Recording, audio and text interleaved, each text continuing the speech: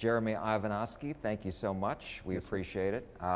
You're a former deputy constable. Yes, sir. You're now a flight attendant for a major airline, and now you're running for Congress. Yes, sir. Why is that, and what are your priorities? Well, our elected officials here in North Texas, whether it be Congress or the state or even local municipalities, didn't stand up for our freedoms. Nobody stood up for our jobs, our freedom, or our health. And the main responsibility of any elected official is to protect a citizen's rights. So I wrote and I called both my congressman and my state rep about the COVID mandates and the mask and everything, and I didn't get an answer.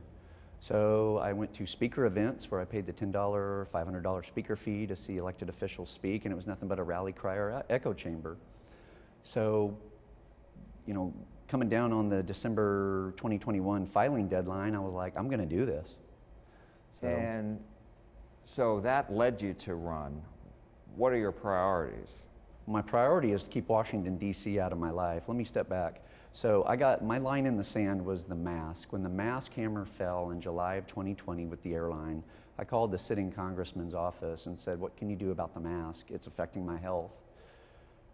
Congress appropriated the airlines billions of dollars in bailout money, and so I knew there had to be a connection. The congressman's office, he was up for re-election at the time, they called me back and said, we can't help you.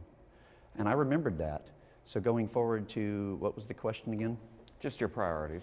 The priorities is to keep Washington, D.C. out of my life. After some of the debates that I've had this month and last month, people would come up to me and said, hey, you did a really good job. Have you ever thought about running for lesser office, like city council or school board or whatever? And I said, no, because lesser offices didn't trample on my rights like the federal government and like Anthony Fauci did. And so this is a crowded Republican field. You're Yes, one of the challengers going up against the incumbent, Congressman Van Taylor. What separates you from the other candidates, and why should Republican primary voters select you over the others? I'm glad you asked that. I'm a constitutional conservative. I swore an oath to the Constitution to preserve, protect, and defend it as a former Texas peace officer. And I applied that Constitution, more specifically the Bill of Rights, on every single citizen interaction, traffic stop, warrant service, call for service, and even bailiffing justice of the peace court. So the primary responsibility of our elected officials is stand up for our rights, and we all know that hasn't been the case. So my priorities are to keep Washington, D.C. out of our life. Everything needs to be local, okay? Powers not delegated to the federal government reside with the states. This should have never happened. What was the second part? Well, just as far as why Republican primary voters should select you over the others. Well, our Constitution's being trampled on. Our First Amendment right, with big tech censorship. President Trump was kicked off of Twitter and Facebook, I believe. Our churches was shut down. It's taken litigation to the Supreme Court to get our churches open again. You don't suspend, pause, or put on hold our Constitution for anything, whether it be an emergency or a pandemic. The American Revolution was fought during a smallpox pandemic. The Constitution was written for and during times like these. What do you believe are the top issues facing the 3rd Congressional District that you would like to work on once up in Washington? Well, first of all, we got to go back. We got to fix November 3rd, 2020, the stolen election. We have to fix the voting process. We have to use paper ballots. We have to use, like Louis Gohmert says, sequential paper ballots. I say watermarked. We have to fix November 2020. Otherwise, there's no 2022 or 2024. We need to keep this state red. This state is turning blue. This district's turning blue. And we need to get the Constitution into a constitutional rehab center. We need to stick up for our rights, the First Amendment and the Second Amendment. Let me ask you about what you said before about fixing the voting issues. Is that something that Congress, do you believe, has to address? I don't believe so. There's HB1, We the People Act, where they want to federalize our elections. No, elections are held at the local level. The Texas Secretary of State came out with a Phase 1 audit, I believe on or January 2nd, that said in Collin County alone, which is my home district here, from November 20th or November 3rd, 2020, till now, there's almost 4,889 dead people on the voter rolls, and 327 illegals voted. So that's for down-ticket elections. I mean, President Trump won Texas, got 38 electoral votes. He won Collin County, but down-ticket elections, we need to audit those elections. And he called out Governor Abbott in a post on Save America in September of last year, saying, Governor Abbott, Texans aren't happy about elections. Get House Bill 16 in the third special session to your desk, essentially. That would have called for a full forensic audit of like 13 counties. Is there anything then that you believe Congress should be doing with regards to that? Or is it really just a state issue? I believe the elections go to the local level, the precinct chair, the county clerk, the Texas Secretary of State. I don't want Congress meddling with elections, and the Democrats have HB1 filed and in the pipeline. I haven't looked to see where it is right now, but I believe that's called the We the People Act. They want to federalize elections. You mentioned that you believed that the 2020 election was stolen. On what case? On what basis? So there were voting irregularities in like Pennsylvania, Arizona, where like I believe it was the Pennsylvania Supreme Court ruled a certain way versus the legislature should have done that. In the Constitution, the legislatures select those things instead of the Supreme Court just deciding to go forward with it. And so part of the January 6th vote was objecting to the Pennsylvania and the Arizona the votes, the electoral votes. And I believe Van Taylor voted to certify both. There's another representative here in North Texas. She split her vote. But the other hard-charging patriots like Louis Gohmert and Lance Gooden, Pat Fallon, I believe they voted to object to both.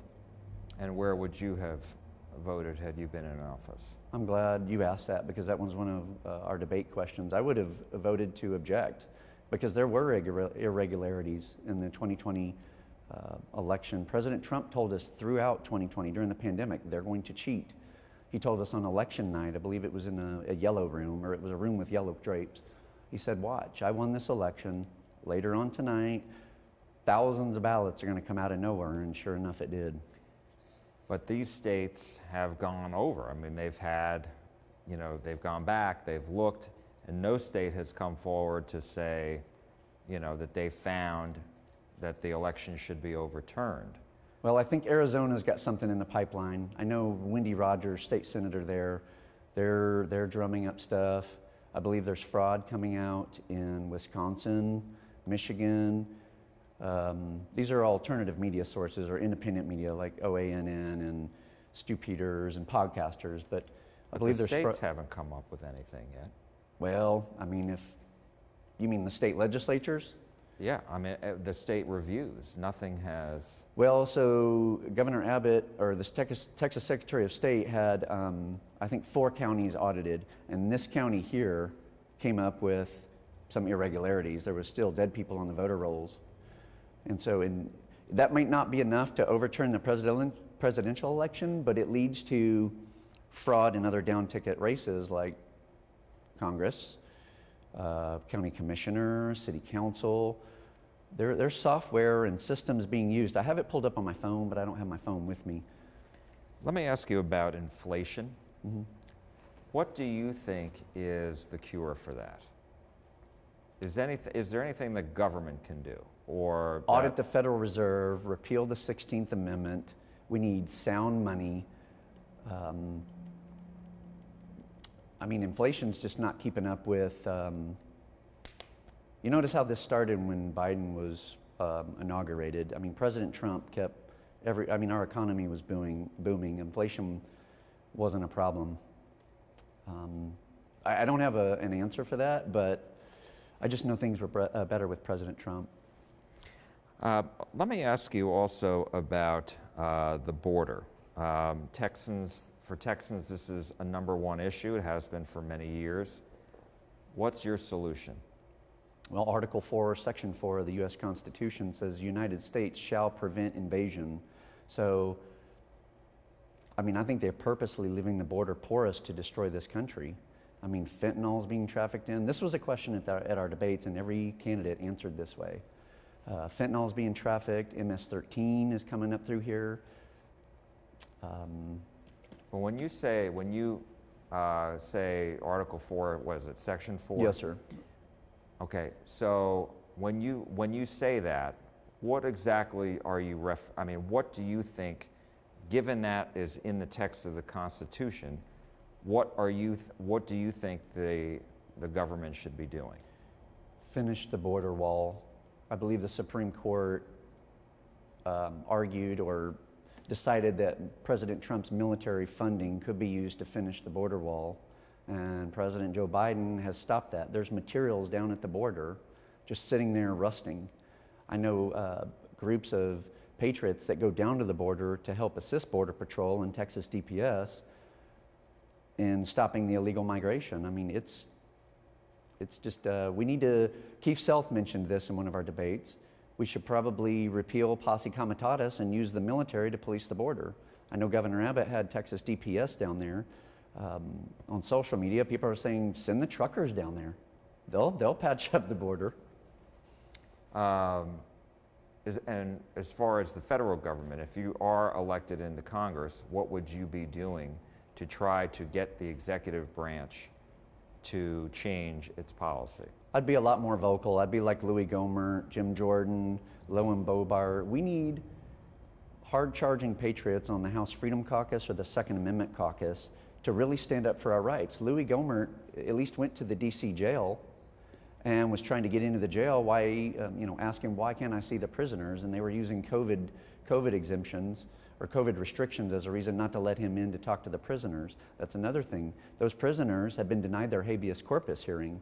Constitution says you need to, you can't be held without habeas corpus. They've been held for so long without a court hearing. My last question to you is with regards to the district itself.